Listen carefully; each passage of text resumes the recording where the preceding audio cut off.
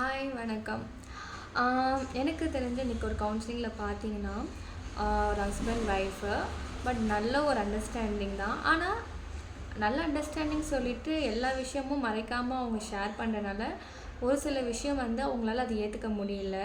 So அதனால் அவங்கள வெறுக்கிற மாதிரி ஒரு உணர்வு வந்துருச்சு.